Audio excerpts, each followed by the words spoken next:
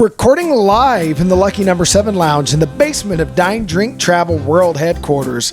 This is Dine Drink Vegas, the podcast by and for everybody stuck at home wishing they were in the land of neon lights and bad decisions.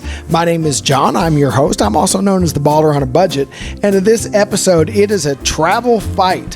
Vegas versus Dublin. We're also going to update you on the news, and we have not one, not two, but three drinks of the day. But before we get to any of those items, it's time to bring in the founder of Dine Drink Travel himself, the high roller of the high plains, the king of comps, the leader in the luxury lounge, the man who is always waiting on some shenanigans to break out, especially when he's in an Irish pub. It's Bill. Top of the afternoon to you, Bill. Hey, John, how are you today? I'm doing great. So the title of this episode is Vegas versus Dublin, and we're going to jump into our drink of the day, and then we're going to explain the Irish theme afterward. But we're going to have a little shootout of an Irish whiskey flight. So we're drinking. Well, why don't you go ahead and tell the listeners what we're drinking? So, we're trying three different Irish whiskeys. One of the downsides of the trip to Ireland I just took is that pours of whiskey are 35.5 milliliters, so roughly an ounce. But at that point, John and I can have more than one, so we're trying a flight. We're trying three different 1 ounce shots, so between them, it's one good double. And the first one is going to be Bushmills, which is one that you can find pretty conveniently in the U.S. It's not as common as Jameson, which we'll try second, but still you can find it in most decent liquor stores. And I had it at 2 or 3 different pubs. Okay. And so, and with both of the first two, with Bushmills and Jameson, we're drinking the base version. Correct. So I thought we were in the Glencairn for Bushmills. Oh, yeah, we were. I'm just bad at stuff. Give me a second. So there are some more aged or complex versions of Bushmills. So this is the standard bottling. Bushmills is a very inexpensive Irish whiskey. It is not all malt, I don't believe. So it's a mixture of malt whiskey and spirits. I won't do the whole tasting notes, but there's, the aroma is very simple, very honeysuckle kind of a deal. It's fine, right? Like, I like it, and I certainly like it relative to price. I can already tell you that I like the next two that we're going to have more. I'm thinking, though, that when I had this in Ireland this week, it must have been the second or fifth or 473rd drink of the day, whatever it was. And that probably made me like it more than I'm liking it right now. Well, there's also the possibility that they may make a different version for the export market than they do for domestic. So there is a chance they're getting a more full-bodied version. This is let me put it this way. There is nothing wrong with Bushmills, but it is the polite way to say it is the most approachable quality whiskey on the market, in that there's no offensive flavors. It doesn't have a lot of strong flavors. It's easy to sip on. I would not mix this with anything, because whatever you mix it with, that flavor is just going to walk all over it. It's very subtle. It's very sippable. It's definitely shootable if that's your thing. We tend to be sippers, not shooters. I do wish that I had put this on the rocks instead of neat, because I think I would enjoy this if it was chilled down just a little bit. Yeah, it's just, I think at that point you're muting what little flavor it has. Yeah, but, okay, that's fair. But no, it's a nice whiskey. If anybody offers it to you because it's the drink special of the day, certainly if that happens to be the well whiskey, that's, great. Like, it's fine. I think if you're a vodka drinker and you want to ease your way into whiskey, I would rather go into Bushmills than something like some of the Canadian whiskeys like Crown Royal. I think this is better than those. I prefer its character to that. Even if you're a bourbon or Canadian drinker who wants to start getting familiar with the flavors of malt, because malt-based whiskeys are very different than corn-based whiskeys. And there is malt barley in American bourbon and other whiskeys, but one that malted barley is the main grain, has a different flavor to it. So if you're a little timid of the palate, it's a good starter whiskey. Otherwise, it's fine. It's nothing very remarkable. So let's move on to number 2, which is Jameson. This is, if you have ever been in any bar or any liquor store in the U.S., I promise you have seen this green bottle of Jameson. And one of the things that I noticed, and I was probably in there's no way I wasn't in at least like 8 or 10 pubs. It may have been closer to a dozen over the course of my trip. And not because I was pub crawling, but because that's how people eat a lot of times. That's how you socialize. That's how you do a whole lot of things. They had a bottle of Jameson in every bar. It was usually located somewhere super close to the bartender. I saw lots and lots of both Irish folks as well as tourists ordering it. So, and the reason I say all that is people say that if you go to Australia, you can't get Foster's, right? And other things like that. Jameson is an Irish whiskey that Irish people commonly buy in Irish bars. So it's an actual real deal thing. Yeah. And what do you think about the flavors and aroma of this? So hold on, let me pull this out, having just had at least some of my Bushmills. So I prefer the flavor, or the smell rather, of this. Let me take a sip. Ooh, whiskey. So to me, it's more pleasant. I'm trying to come up in. You're going to embarrass me because you know whiskey words better than I do. But it's almost like there's a caramel or something underneath it. Yeah, so there's a little more character to this. I don't suspect it gets much longer in the barrel, so I think that's probably done artificially more than by barrel aging. I kind of wish that we had Bush Black, the Black Label Bushmills, because I think they're actually pretty comparable. I would make the analogy here. Bushmills to me is a lot like Jim Beam. Jim Beam is a very mild tasting bourbon. It kind of gets looked down upon. It's not as popular, but it's there's nothing wrong with it. It's not when that's what they're bringing me right at the low end casino that I'm gambling at in Vegas. That Jim Beam is phenomenal. It's perfectly well made. There's just not a lot of there. Yeah, it's inoffensive, but it's mild. Jameson to me is like Jack Daniels. If you're used to one, the other seems way more complex and flavorful. It's wildly popular. You do pay for the marketing a little bit because they do advertise aggressively. It's a well-known brand. And again, it's well-crafted. There's nothing wrong with it. You know, you and I have teased. It's not, you never see me ordering Jack Daniels, or at least not Old Number 7. Right. It's not that I dislike it. It's at that price point, there are many other things I prefer. Which is fair. Yeah, no, but it's like I actively like Jameson. I prefer the Jameson to the Bushmills. One of the things I should let our listeners know is that, as with so many whiskeys, there are various labels and bottlings. I had some of the various upmarket Jamesons when I was in Ireland this week.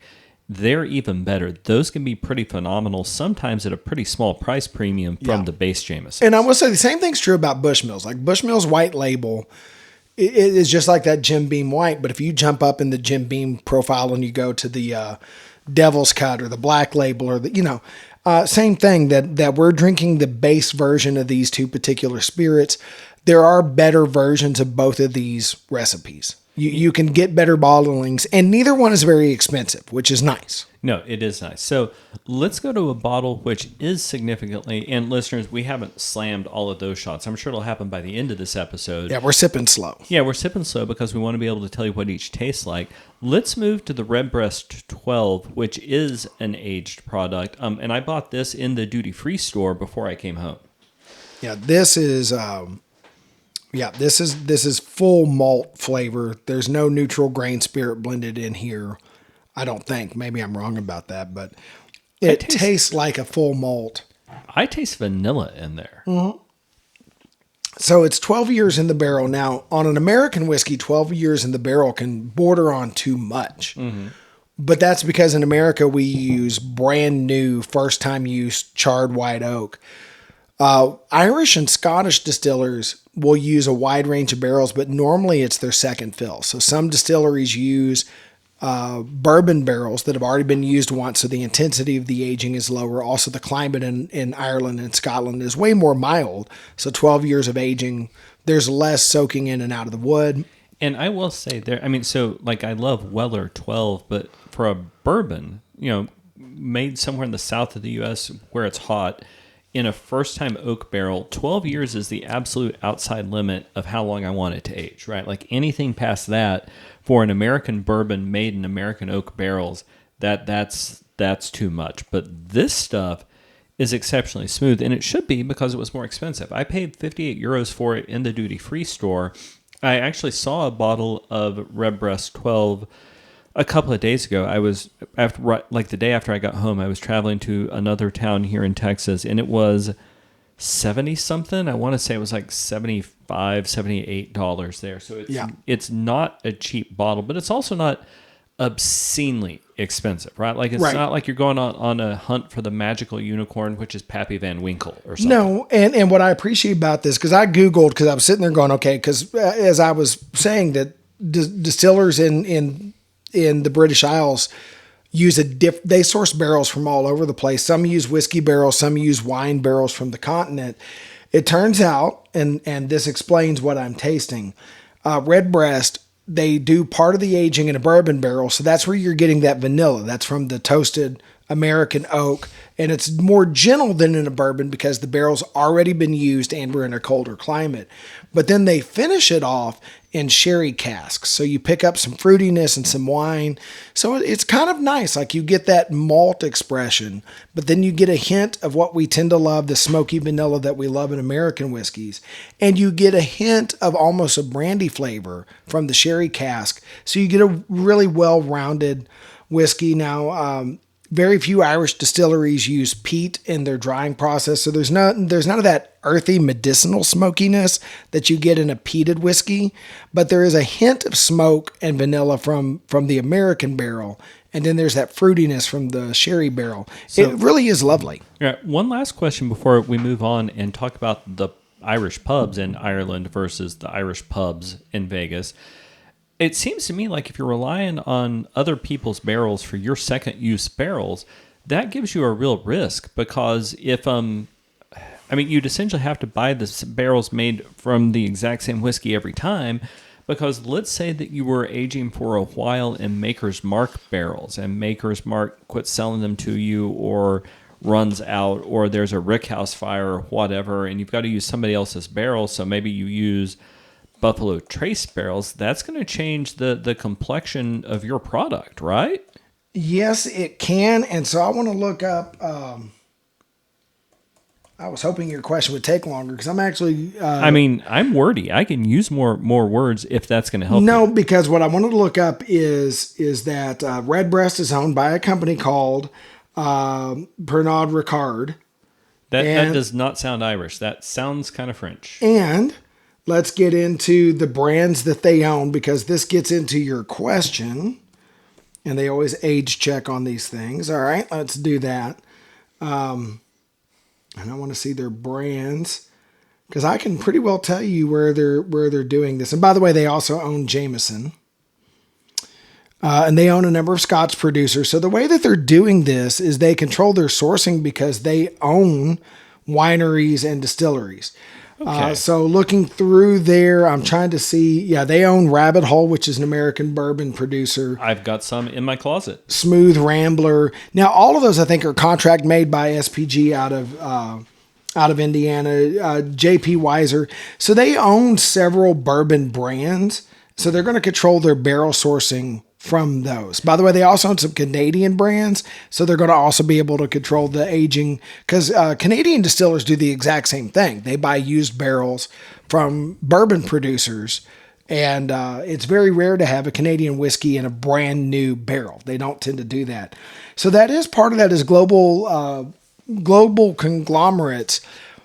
Sometimes for serious alcohol fans, we wring our hands about that because we love to think that our favorite spirit, whiskey, brandy, whatever you're into, tequila, gin, that it's made by some artisanal little mom and pop shop that's not a thing. That's all they do. And there still are some boutique distillers out there. And it's romantic to think about that. The upside of the conglomerates is Redbreast absolutely can consistently source their barrels. Right? That's not an issue for them. So when you have these conglomerates, it takes some of the charm and romanticism out of the spirit trade.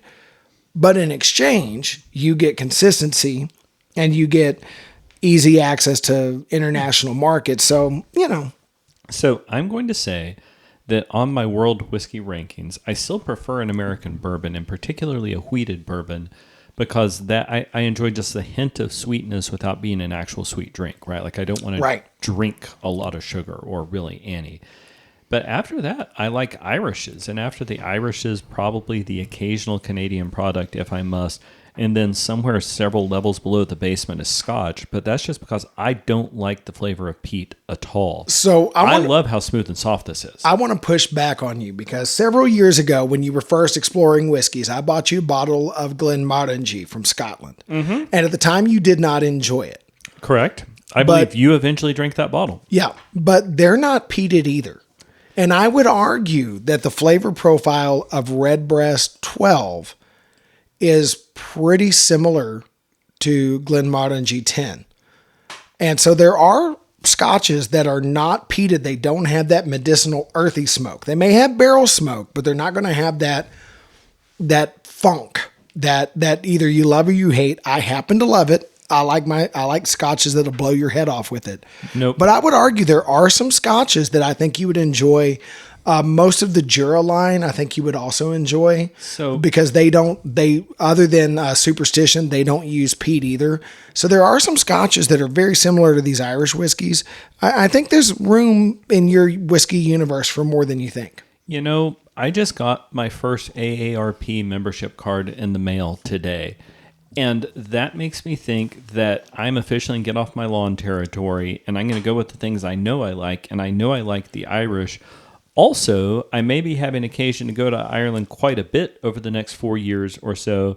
So I'm going to go on an Irish whiskey deep dive. I encourage you to do that and to bring back bottles with you. So I encourage you to come with me sometime. I would like to do that. And by the way, we can revisit Irish whiskey, but I think what we've landed on here is Irish whiskey. Very good, very approachable. And listeners, if you're not doing Irish, you should give it a shot. I will say to you, Bill, I want to revisit Scotch. I think we'll do a Scotch flight down the road and see if we can find Scotches that an Irish whiskey lover will love. But we'll save that for a later episode. So I wanted to ask you questions. You got to go to Ireland. I did. So the theme of the episode is Vegas versus Ireland or versus Dublin in particular. With the lens of one, we really love Vegas. We're doing a podcast about it. But two, there are a lot of places in Las Vegas that claim to be Irish pubs. We've been to a few of them. We have. I plan to go to a few more because I like an Irish pub even when I know it's fake. So we're gonna culminate this discussion with real Irish pub versus what you've experienced in Vegas. But let's start here. So talk to us about hotel accommodations in Ireland. What did you think? So, I mean, it's a modern Western country. It's all fine. Hotels in Ireland are significantly cheaper than hotels in Vegas. And obviously you've got to care about what hotel you're at and which day of the week it is and time of year and all. Like, sure, like all of that is a thing, and I get it. But really nice hotels are cheaper. We stayed at what was probably the nicest hotel in Dublin that was stumbling distance from everything in the central business district. And it was still only like 400 euros a night, which was because somebody else was paying. My sister was paying for it. So cool. We'll get to, so when we went to, well, whatever, we'll talk about the differences between Dublin and Cork later on. But I stayed at the nicest or second nicest hotel in Cork for less than half that price. So hotels in Dublin and Cork are just cheaper than hotels in Vegas, even for exceptionally nice hotels. Now, part of that's because they're not trying to be like all-encompassing resorts or anything like that. But hotels are cheaper. I would encourage you to find a place which is walking distance from wherever you want to be and then walk. I would tell you to find a place which is going to be walking distance from a pub, but you can't help that, right? Like walking distance from a pub is just going to happen. If you are offended by the sight of alcohol, Ireland is not the place for you. But then you're probably not listening to a Vegas podcast anyway. So, yeah, you know what? Those are probably not our people. But yeah, find one that's walking distance away, partially because you're going to be having some drinks and you don't ever want to drink and drive, but partially because in Ireland, much as in the island immediately to their east, they drive on the left and you don't want to be jet lagged and trying to figure that stuff out. No. Right. No. So just find a place which is convenient and run with it. I walked past a dozen hotels between the two cities. They all looked lovely. You can get great accommodations, and it's not a thing you really need to worry about because Ireland is a modern, developed country. So let's talk about dining as well, because you've got an interesting note in here in our show notes. So what did you make of the cuisine? Did you do a full Irish fry up for breakfast? I did 3. Okay. And I'll get to breakfast in a second, but let me give my summary notes on Irish food. They fry stuff at a level that would put the Texas State Fair to shame. Sweet baby Jesus. Oh, dear goodness. So for my dinner we're recording this on Saturday. For my dinner on Monday night when we were in Cork, we went into a pub, and I'll name the pub later on because it is my favorite pub anywhere in the world right now. But what I had was a sausage. So far, so good. And it was a perfectly lovely sausage. But then they battered it, and then they fried the battered sausage. And to go with it, I had a cheese and onion pie, which was effectively some cheesy mashed potatoes that they rolled up into a ball, then they battered it, then they fried that. So are they slicing the sausage into medallions and frying those, or was it the whole sausage? No, like it was the whole sausage link. So Irish corn dog, and we'll get to the comparisons later, but like an Irish corn dog's not a horrible comparison. It's just that this was a real sausage, so it was better. Nine Fine Irishman has fried sausage on their menu, and we'll get to the comparisons later, but theirs are in medallions, and we'll talk about the comparisons later. But that's interesting to me. Okay. Well, and obviously, like, you can get high end cuisine. Right. We went to a steakhouse once that was lovely. Vegan and vegetarian places are a thing, but the central core of Irish cooking is, okay, at least at most of the pubs I went to, not that unfamiliar to anybody who's been to a state fair in the United States. I ate a lot of fried stuff, and I think if I'd been there 2 more days, I was going to die of a heart attack. It was all delicious. It was good. My favorite restaurant in the island was in Cork. It was a place called Jackie Lennox Chipper. I had a fried whatever kind of whitefish it was, and they chopped the head off, but otherwise just fried up the whole fish. Oh, right? Wow. My boy had a hamburger there. They offered fried chicken. There is a lot of fried stuff. We tried some of the other dishes. The other thing I'll mention about the food, because you asked about the Irish fry-up, Irish breakfast is phenomenal. We were in Ireland because my boy is considering going to school in Ireland, so we're looking at a couple of different universities. You can get a full Irish fry-up, and I had it in 2 different university cafeterias and 2 different restaurants. I mean, basically, you're going to have black pudding, white pudding, streaky bacon, back bacon, usually baked beans, usually soda bread, sometimes baked beans, sometimes mushrooms and tomatoes, usually some kind of potato product, right? But it's a lot of food. And I never thought I would say this because America is God's corner of the world. We are a beautiful, beautiful place. We do almost everything better than almost everybody. The one thing that the Irish just objectively do better than us is bacon. The bacon I had in Ireland was so much better than American bacon. Okay, that's because it was. I mean, it was fatty, but it was mostly a chunk of meat, of super salty, porky goodness. And let us imagine that you theoretically had too much whiskey the night before. Salty pork is what you need to get through the next morning. Irish bacon is just phenomenal, man. That's good to know, because I'm skeptical of other countries' bacon because Canada has scarred me. That's ham, Canada. You're not fooling us. Yeah, we know ham when we see it. No, so this was not Canadian bacon. This was bacon. God. Right? It was real bacon. It's just, it didn't have the streaks of fat. It had a little bit of fat on the outside, which you could eat or not, but it tasted like bacon because it was bacon, right? So the restaurants were great. And again, of course, don't overdo this. You can get whatever you want. But as a measure of central tendency, fried food is where it's at. All right. So I'm going to skip our question about whiskey because actually the things we were going to talk about, I think we covered in our drink of the day section. Other than I do have some ideas. The next time you go, I'm going to pass along some whiskeys to look out for. Clontarf being one of them. Okay. There's some other Irish whiskeys out there, but I think you got the 3 that are very accessible to most Americans. Most American liquor stores will have these 3, and you're telling us that these are also things you find over there. So we're good. Any pitfalls? So we know, we've done what to do and not to do in Vegas. How about in Ireland? Anything that the savvy tourist needs to know before they get off the plane? So I like to pay for stuff in cash. A lot of places in Ireland would prefer to have electronic payment, but are happy to take your cash, whatever. The first thing I would say, and this is true anywhere you're traveling, there's going to be an ATM somewhere close by. Don't pay the exchange rates at the currency exchange at the airport. Like, it's not good. When you do find an ATM that's attached to an actual bank. Don't find an ATM which just says cash machine, because those are going to charge you pretty bad exchange rates. But if you go to an ATM of the Bank of Ireland or whatever established bank, then the odds are excellent that your bank is going to charge you just market rates. So you're going to save a whole lot of money. And for me, when I was overseas, and let's face it, going through a lot of pubs, it was a convenient budgeting tool to have cash to pay for stuff. And the prices for so much of what I had were so dang low that I could, right? Like, I couldn't pay cash for a hotel. At least I assume I couldn't have. It would have involved a large brick, right? But for all the meals, for the bus fares, for the cab fares, all that, cash is an absolutely viable option. Okay. And I am, just go to a bank ATM as soon as you get there. If you are going to exchange some other currency, just do like 100 euros so you can catch the cab, and it's fine. Other than that, though, the other thing I would say is make sure that you can walk places.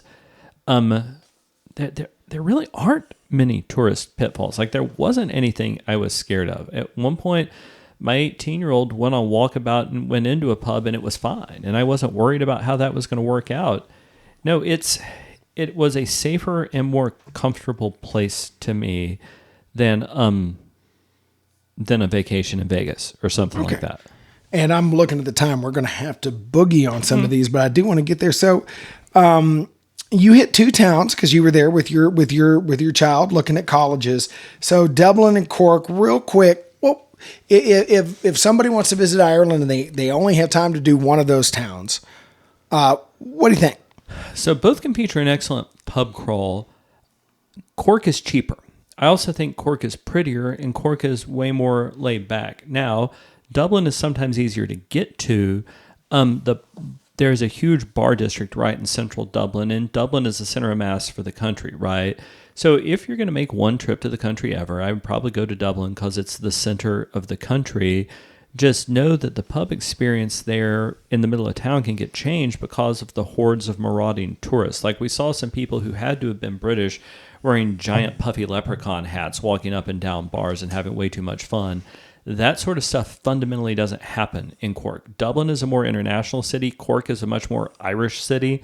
They are both lovely. My preference would be to go to Dublin, find a quiet pub on a weeknight, and that same quiet pub that becomes much louder with bands on a weekday, or a weekend rather. By the way, did you try any of the local beers? I know I was encouraging you to actually try. Did you try a cask engine ale where they actually have to pull?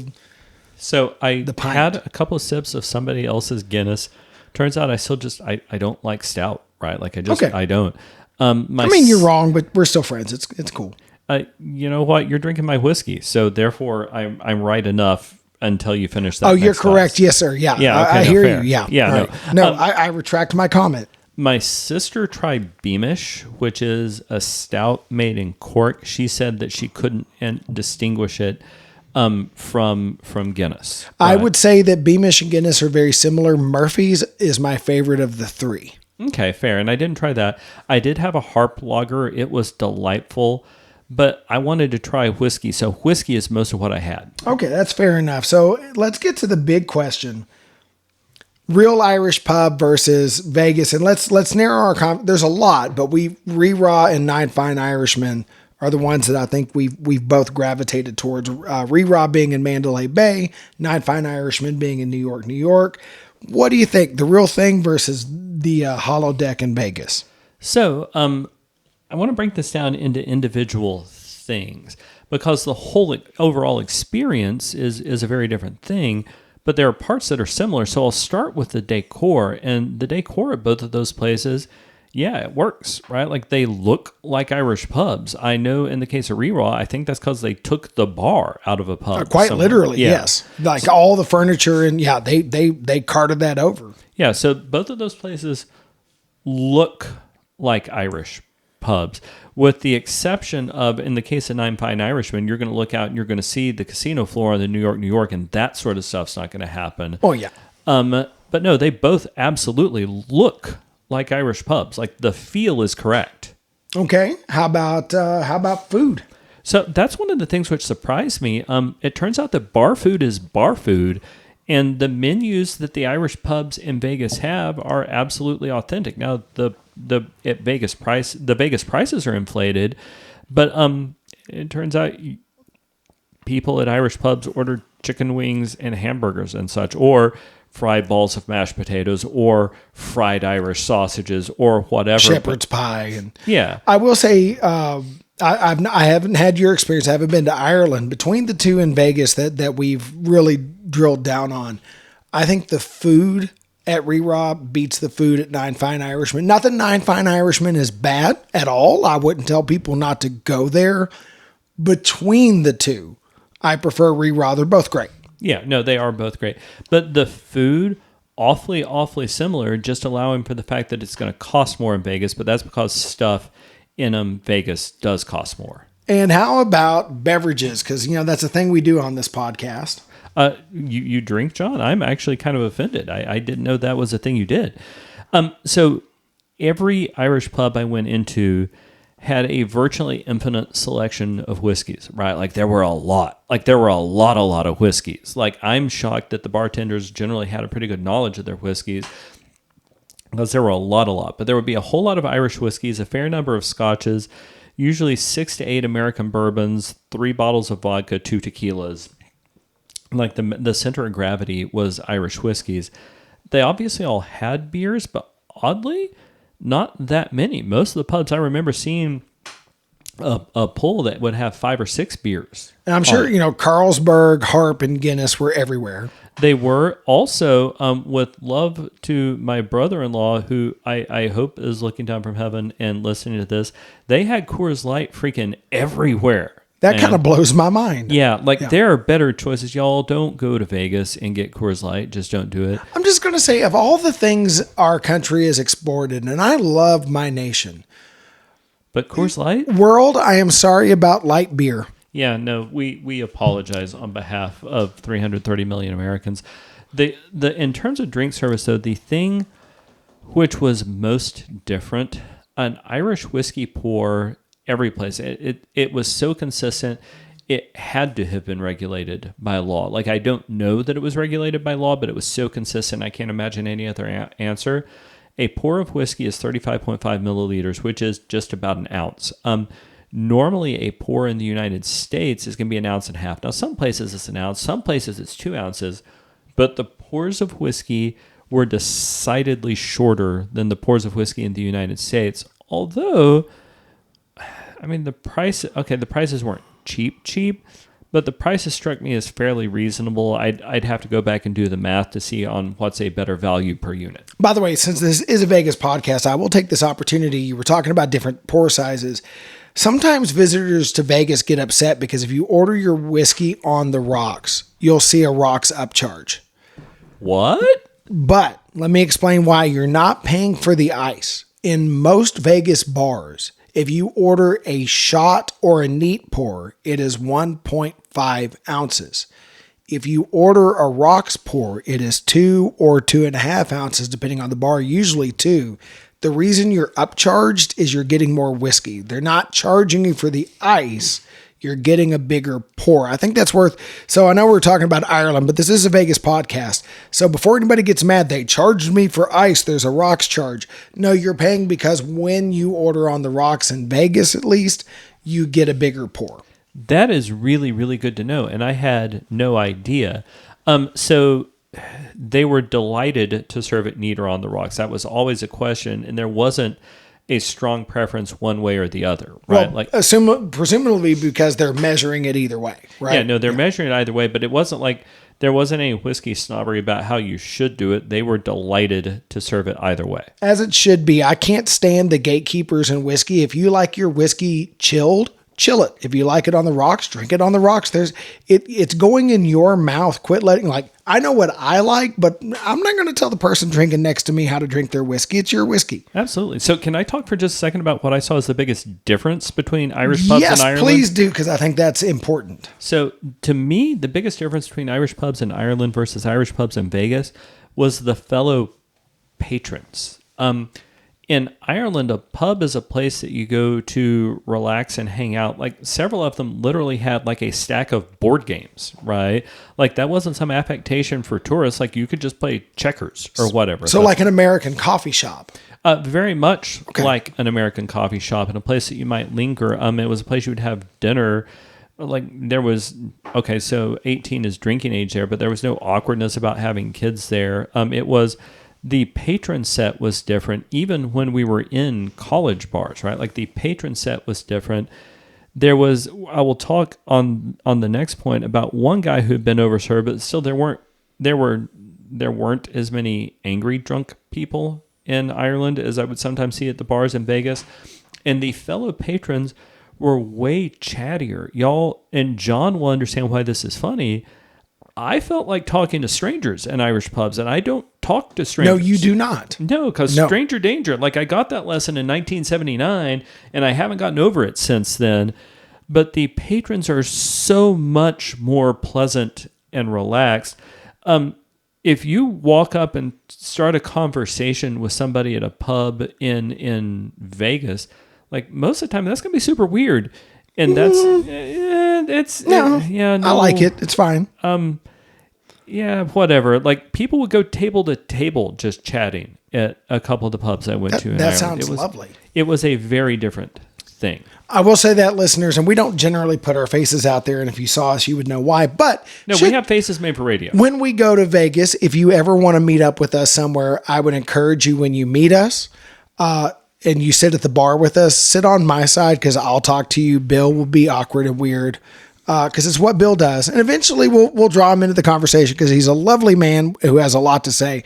But if you want to chat with us in Vegas, I'm probably the one that's going to engage in that conversation. Yeah, no, that is absolutely true. I may go play a hand of blackjack or something. But I love talking to strangers. Like I'll talk to the person next to me on the airplane, and that's the worst place to talk to people.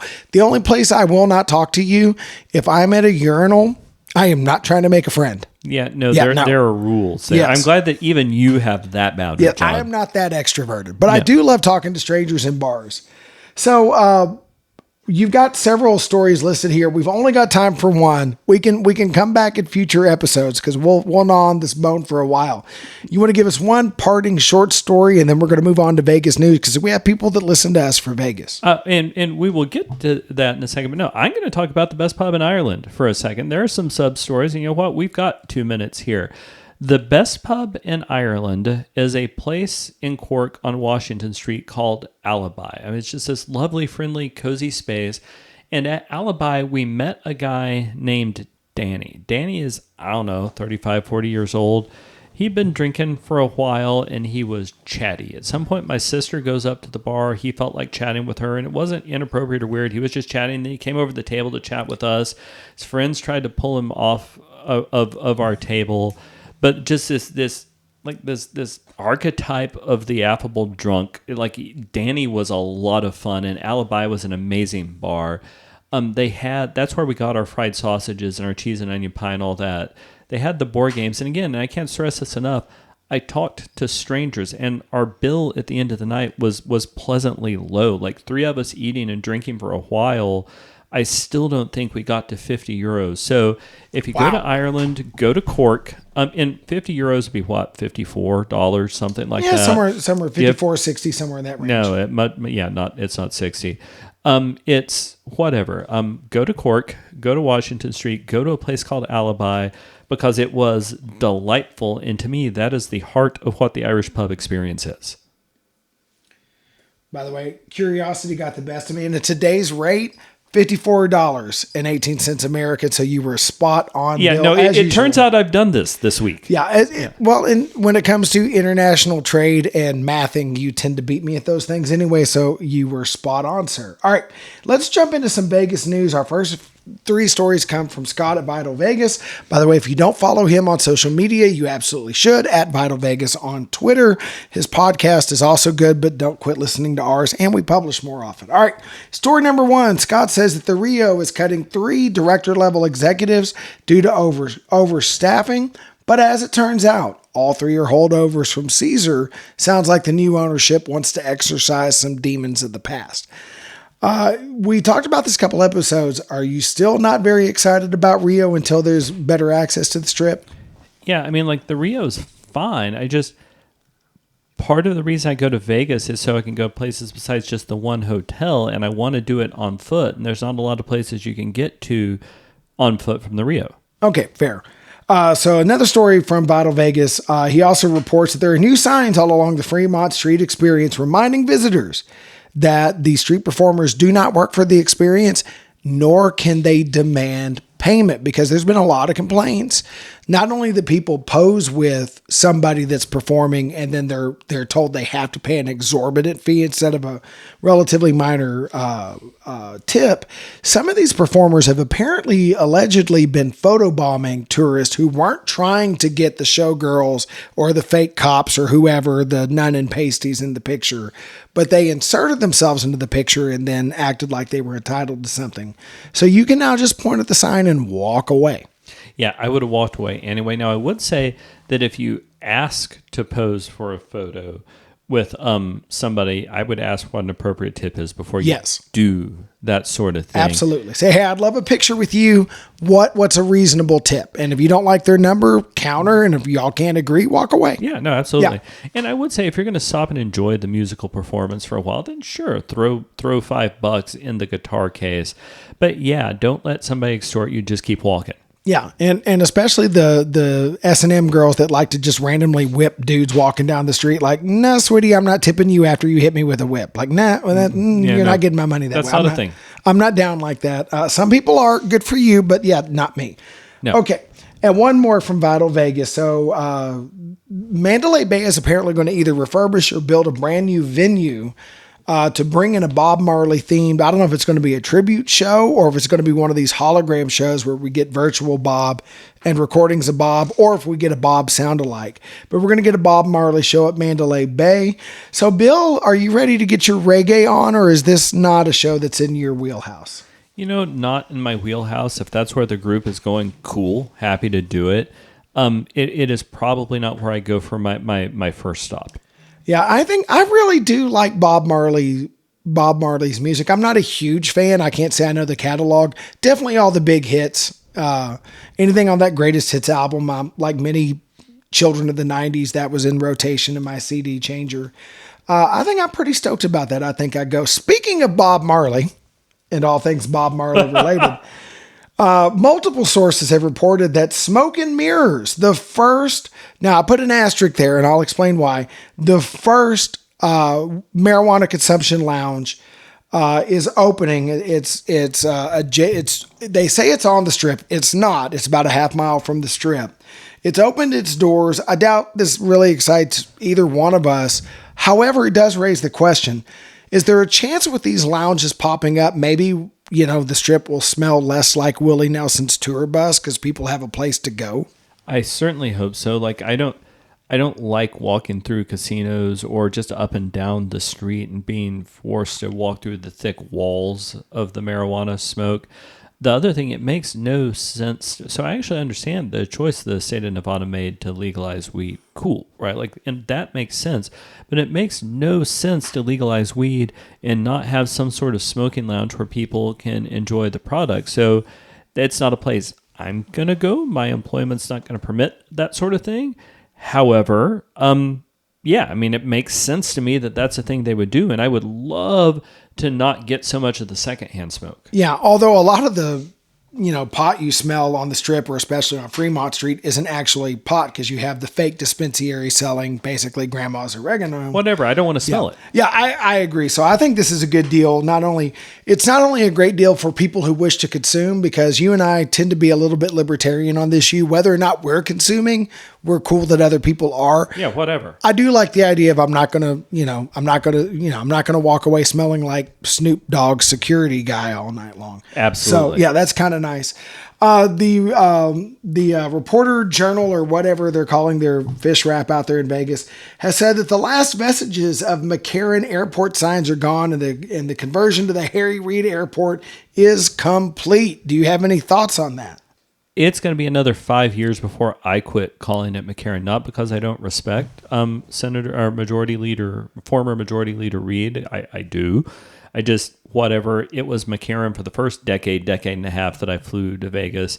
And usually I'm kind of pumped up on an adrenaline high when I get to McCarran Airport. Pardon me. I just did it right accidentally. Right. Yeah. When I get to Harry Reid Airport, and I'm exhausted when I get to it on the way back. So you know what? Informally, it's going to take me a few more years before I linguistically make that change. Yeah, and I will say, I'm not look, we live in Texas, right? We don't get political on this podcast, but we are Texans through and through. So you could probably guess which way we lean. But there's been a lot of pushback on social media from people who didn't like former Majority Leader Senator Reid. Say what you will about political party and political affiliation. A lot of people in the state of Nevada feel like he advocated for their state. They wanted to honor the man with an airport. I will call it Harry Reid Airport and keep my opinions to myself. No, I'm not going to do that. I'm not making a political statement. No, that's just I'm used to having done it one way for a decade and a half. And yours isn't political. It's old man disease. We don't like change and get off our lawn. Yeah, absolutely. I will say the social media pushback against the name change from people who don't live in the state of Nevada kind of blew my mind. The heck if I get to tell people in Nevada what they get to do. Yeah. Also, Harry Reid believed that UFOs were real. So there's that just for fun. One story, all you have is a link because I did this while I was in line at the pharmacy and I am mad at my pharmacy, HEB. You know what you did and I'm coming for you. All right. So since we're done with this podcast, I'm getting back on to have my Twitter war with that pharmacy. Anyway, several properties along 6th Street and Fremont, close to Las Vegas Boulevard, have now changed hands to a new developer, to Siegel Enterprises. That includes the block where you see things like, I think the Griffin Bar is part of this. I know We All Scream is a part of this. So there are no immediate plans to change there, but having already seen some other properties down there change hands last year, it feels like in that, basically where that is, listeners, if you've never been, we're talking about where you make the transition from the Fremont Street experience to Fremont East, essentially across the street from El Cortez. That's where we're talking about.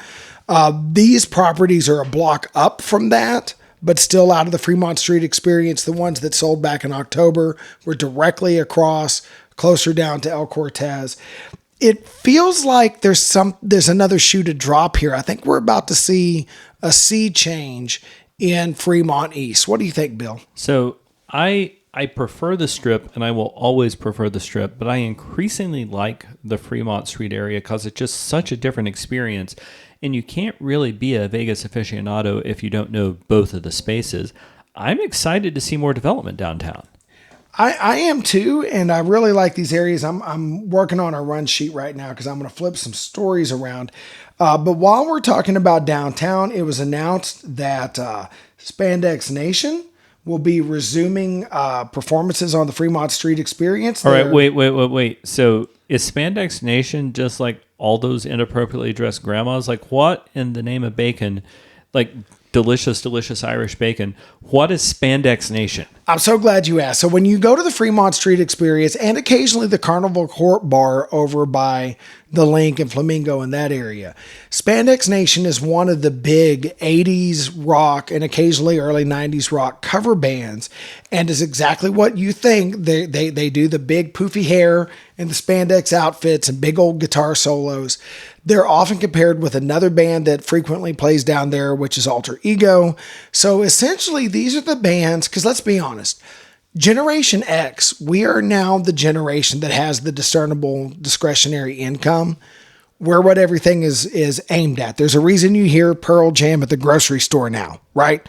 So these are the bands that are playing the songs for extremely young boomers, but really for Gen Xers.